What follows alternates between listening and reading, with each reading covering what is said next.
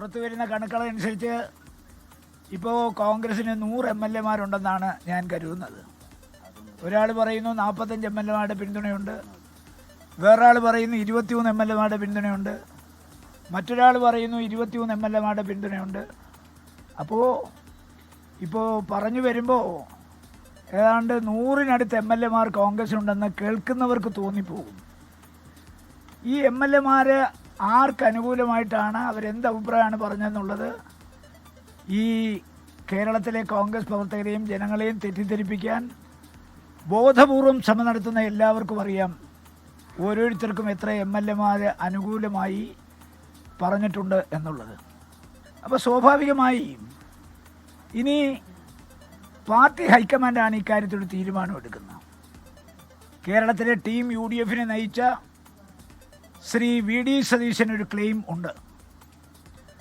പ്രതിപക്ഷ നേതാവായി 5 വർഷക്കാലം പ്രവർത്തിച്ച് പിണറായി വിജയനെ മുൾമുനയിൽ നിർത്തി ഭൂരിപക്ഷമുണ്ടായിട്ടും പ്രതിപക്ഷ സ്ഥാനം നഷ്ടപ്പെട്ട ശ്രീ രമേശ് ചെന്നിത്തലയ്ക്ക് ഒരു ക്ലെയിമുണ്ട്. ഇവിടെ പാർലമെൻറ്റിൽ കാസർഗോഡ് മത്സരിച്ച് പരാജയപ്പെട്ട് ആലപ്പുഴയിൽ MLA ആയി, ഇന്ന് മന്ത്രിയായി, MP ആയി, കേന്ദ്രമന്ത്രിയായി, ഇന്ന് KSUവിൻ്റെ പ്രസിഡൻറ്റും യൂത്ത് കോൺഗ്രസ് പ്രസിഡൻറ്റും ഒക്കെ ആയി, ഇന്ന് സംഘടനാ ചുമതല വഹിക്കുന്ന KC വേണുഗോപാലിനും ഒരു ക്ലെയിമുണ്ട്. ഈ ക്ലെയിമിന് വേണ്ടി അവർക്ക് അവസാന ശ്വാസം വരെ പൊരുതാം, യാതൊരു തർക്കവുമില്ല. ശ്രീ VD സതീശന് അദ്ദേഹത്തിൻ്റെ വാദമുഖങ്ങൾ നിരത്താം, അതുപോലെ തന്നെ ശ്രീ രമേശ് ചെന്നിത്തലയ്ക്കും നിരത്താം, ശ്രീ KC വേണുഗോപാലിനും നിരത്താം.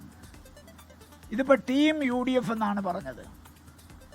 നമുക്കറിയാം, ടീം UDF എന്ന് പറയുമ്പോൾ അതിനകത്ത് കോൺഗ്രസ് മാത്രമല്ല, മുസ്ലിം ലീഗുണ്ട്, കേരള കോൺഗ്രസ് ഉണ്ട്, അതുപോലെ തന്നെ RSP ഉണ്ട്, CMP ഉണ്ട്, മറ്റ് ചെറിയ ചെറിയ രാഷ്ട്രീയ പ്രസ്ഥാനങ്ങളെല്ലാം ഉണ്ട്. ഒറ്റ MLA-മാരുള്ള അനൂപ് ജേക്കബ് അടക്കമുണ്ട്. അപ്പോൾ ടീം UDF എന്ന് പറഞ്ഞാൽ കോൺഗ്രസിൻ്റെ നേതാക്കന്മാരതിൽ പെടും. Shri VD സതീശനുണ്ട്, Ramesh ചെന്നിത്തലയുണ്ട്, Shri KC വേണുഗോപാലുണ്ട്, KPC പ്രസിഡന്റുണ്ട്, കോൺഗ്രസിന് 14 DCC പ്രസിഡന്റുമാരുണ്ട്, KPC ഭാരകളുണ്ട്. ഇവരെല്ലാം കോൺഗ്രസിൻ്റെ ടീമിൽ പെടുന്ന ആളുകളാണ്. അതുപോലെ മുസ്ലിം ലീഗിൻ്റെ ടീമിൽ പാണക്കാട് സാദിഖ് അലി ശിഹാബ് തങ്ങളുണ്ട്, കുഞ്ഞാലിക്കുട്ടിയുണ്ട്, PMA സലാമുണ്ട്, ET മുഹമ്മദ് ബഷീറുണ്ട്. അതുപോലെ അവരുടെ ഒരു ടീമുണ്ട്, അവരുടെ നേതാക്കന്മാർ ഒരുപാട് പേരുണ്ട്, പ്രവർത്തകരുണ്ട്. അതാണ് അവരുടെ ടീം എന്ന് പറയുന്നത്. അങ്ങനെ എല്ലാം ടീം ചേരുമ്പോഴാണ് ടീം UDF എന്ന് പറയുന്നത്. ആ UDF-ൻ്റെ ഉജ്ജ്വലമായ വിജയമാണ് ഈ തെരഞ്ഞെടുപ്പിൽ നമുക്കുണ്ടായിരിക്കുന്നത്. അതിനുശേഷം മുഖ്യമന്ത്രി സ്ഥാനത്തേക്ക് ഓരോരുത്തരും നടത്തിക്കൊണ്ടിരിക്കുന്ന നീക്കങ്ങളെക്കുറിച്ചെല്ലാം ഒരക്ഷരം പോലും പറയാത്ത ഒരാളാണ് ഞാൻ. പക്ഷേ ഇന്ന് പറയാതിരിക്കാൻ പറ്റാത്ത ഒരു സാഹചര്യത്തിലേക്ക് കാര്യങ്ങൾ എത്തിച്ചേർന്നിരിക്കുന്നു.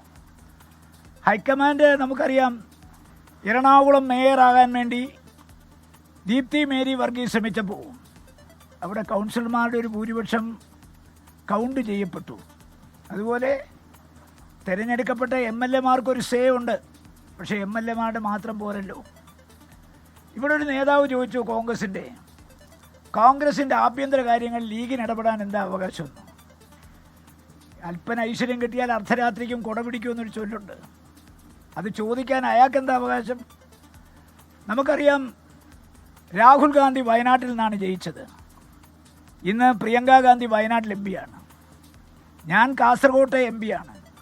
സുധാകരൻ കണ്ണൂർ MP-യാണ്. ഷാഫി പറമ്പിൽ വടകര MP-യാണ്. ശ്രീ അനിൽകുമാർ വണ്ടൂർ MLA-ആണ്. ഞങ്ങൾക്ക് ആർക്കെങ്കിലും പറയാൻ പറ്റുമോ കോൺഗ്രസിൻ്റെ ആഭ്യന്തര കാര്യങ്ങൾ ലീഗിന് അഭിപ്രായം പറയാൻ പറ്റില്ലെന്നുള്ളത്? കാരണം ലീഗ് UDF-ൻ്റെ ടീമിൽപ്പെട്ട ആളുകളാണ്. അവർക്ക് വ്യക്തമായ അഭിപ്രായമുണ്ട്, അവർക്കത് പറയാം, രഹസ്യമായും പറയാം, പരസ്യമായും പറയാം. അതൊക്കെ പറയാനുള്ള അവകാശം അവർക്കുണ്ട്. മാത്രമല്ല, UDF അധികാരത്തിലേക്ക് വരാൻ പോകുന്നത് ഒരുപാട് സാമൂഹ്യ സംഘടനകളുണ്ട്, അതുപോലെ ഒരുപാട് പിതാക്കന്മാരുണ്ട്, ക്രൈസ്തവ സഭകളുണ്ട്, അതുതന്നെ ലീഗ് കൂടാതെ മുസ്ലിമിന് ഒരുപാട് അവാന്തര വിഭാഗങ്ങളുണ്ട്. എല്ലാ ന്യൂനപക്ഷങ്ങളും ഒറ്റക്കെട്ടായി UDF-നെ സഹായിച്ചുകൊണ്ടാണ് അത് ക്രൈസ്തവ വിഭാഗമായാലും കൊള്ളാം, മുസ്ലിം വിഭാഗമായാലും കൊള്ളാം, അവരെല്ലാം സഹായിച്ചുകൊണ്ടാണ് UDF ഈ ഭൂരിപക്ഷം കിട്ടിയത്. അതുകൊണ്ട് അവർക്കൊക്കെ അവരുടെ ആഗ്രഹങ്ങൾ രഹസ്യമായും പരസ്യമായും പറയാനുള്ള അവകാശമുണ്ട്. ഞാൻ നിങ്ങളോട് ചോദിക്കട്ടെ, നിങ്ങൾക്ക് അതിനുള്ള അവകാശമില്ലേ? ഈ മാധ്യമങ്ങൾക്ക് കഴിഞ്ഞ 10 വർഷക്കാലം പിണറായി വിജയനെ മുൾമുനയിൽ നിർത്തിയത് UDFിനോടുള്ള പ്രേമം കൊണ്ടല്ല, നിങ്ങൾക്ക് കേരളത്തിലെ ജനങ്ങളോടുള്ള പ്രതിബദ്ധത കൊണ്ട്. നിങ്ങളും UDFിനെ ഒരുപാട് സഹായിച്ചില്ലേ? നിങ്ങളിൽ പലർക്കും രാഷ്ട്രീയമല്ലേ? ചാനലുകൾക്കും ചാനലിലെ പ്രവർത്തകന്മാർക്കും അഭിപ്രായമുള്ള സ്വാതന്ത്ര്യം ഇല്ലേ? ആ സ്വാതന്ത്ര്യത്തെ നമ്മൾ അംഗീകരിച്ചു കൊടുക്കണ്ടേ? അതിനെ ചോദ്യം ചെയ്യാൻ ആർക്കാ കഴിയുക?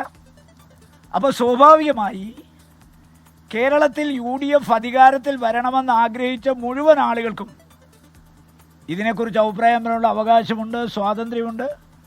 ആ സ്വാതന്ത്ര്യം ആരെങ്കിലും ഉപയോഗിക്കുമ്പോൾ അസഹിഷ്ണുത കാണിച്ചിട്ട് യാതൊരു കാര്യവുമില്ല. അതുകൊണ്ട് അസഹിഷ്ണുത കാണിക്കുന്ന ആളുകളുടെ പാരമ്പര്യമൊക്കെ നമുക്കറിയാൻ പറ്റും. അതുകൊണ്ട് ഇതിനകത്ത് ആരെങ്കിലും ഒരു അഭിപ്രായം പറഞ്ഞാൽ അഭിപ്രായം പറയുന്നതിനെ കൊച്ചാക്കുന്നൊരു പ്രവണതയൊന്നും ശരിയല്ല. അതൊന്നും അംഗീകരിക്കാൻ പോകുന്നില്ല. പിന്നെ ഞാൻ പറഞ്ഞല്ലോ, ഇന്നിപ്പോൾ 3 നേതാക്കന്മാരും ഡൽഹിക്ക് പോയിട്ടുണ്ട്. ഡൽഹി പോയി അവർ കോൺഗ്രസ് പ്രസിഡന്റിനെ കാണുന്നുണ്ട്, രാഹുൽ ഗാന്ധിയെ കാണുന്നുണ്ട്, സോണിയാഗാന്ധിയെ കാണുന്നുണ്ട്. അവർക്കതിനുള്ള അവകാശമുണ്ട്. ഓരോരുത്തരും അവരവർക്ക് വേണ്ടി വാദിക്കാൻ ഉത്തരവാദിത്തപ്പെട്ടവരാണ്, ബാധ്യതയുള്ളവരാണ്. കാര്യങ്ങൾ സോണിയാഗാന്ധിയെ ബോധ്യപ്പെടുത്തി, മല്ലികാർജുന ഖാർഗെയെ ബോധ്യപ്പെടുത്തി, രാഹുൽ ഗാന്ധിയെ ബോധ്യപ്പെടുത്തി. അവരവരുടെ കാര്യം സാധിച്ചെടുക്കാൻ ശ്രമിക്കുന്നതിൽ ഒരു തെറ്റുമില്ല, ഒരു അപാകതയുമില്ല. അതിനവർക്കുള്ള അവകാശത്തെ ആർക്കും ചോദ്യം ചെയ്യാൻ പറ്റില്ല. പക്ഷേ ഇതൊരു പാർട്ടിയാണ്, ഇതൊരു സംഘടനയാണ്. സംഘടനയ്ക്ക് ചില ചട്ടക്കൂടുകളൊക്കെ ഉണ്ടല്ലോ. VD സതീശൻ കേരളത്തിൽ കോൺഗ്രസ്സുകാരുടെ അനിഷേധ്യനായ നേതാവാണ്. രമേശ് ചെന്നിത്തല കേരളത്തിലെ കോൺഗ്രസ്സുകാരുടെ അനിഷേധ്യനായ നേതാവാണ്. അതുപോലെ തന്നെ ഇന്ന് ദേശീയ തലത്തിൽ സംഘടനാ ചുമതല വഹിക്കുന്ന KC വേണുഗോപാലും കേരളത്തിലെ കോൺഗ്രസ്സുകാരുടെ അനിഷേധ്യനായ നേതാവാണ്. ഇതുവരെ നമ്മൾ കണ്ടതെല്ലാം അല്ല ഇന്നലെ നമ്മൾ കണ്ടത്. ഇന്നലെ തിരുവനന്തപുരത്ത് കണ്ടത് ഒരിക്കലും ഒരു കോൺഗ്രസ് പ്രവർത്തകനും അംഗീകരിക്കാൻ കഴിയുന്ന കാര്യമല്ല.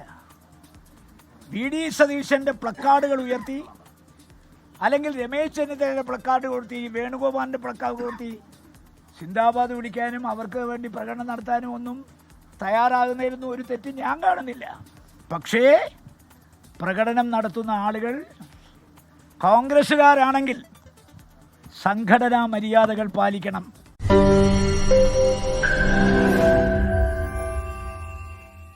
ലോകത്തെവിടെയായാലും ഏത് സമയത്തും 24 വാർത്തകളും ഓഗ്മെന്റഡ് റിയാലിറ്റി പാക്കേജുകളും എക്സ്പ്ലെയിനറുകളും വിശദമായി കാണാൻ ഞങ്ങളുടെ YouTube ചാനൽ നിങ്ങൾക്ക് സബ്സ്ക്രൈബ് ചെയ്യാം.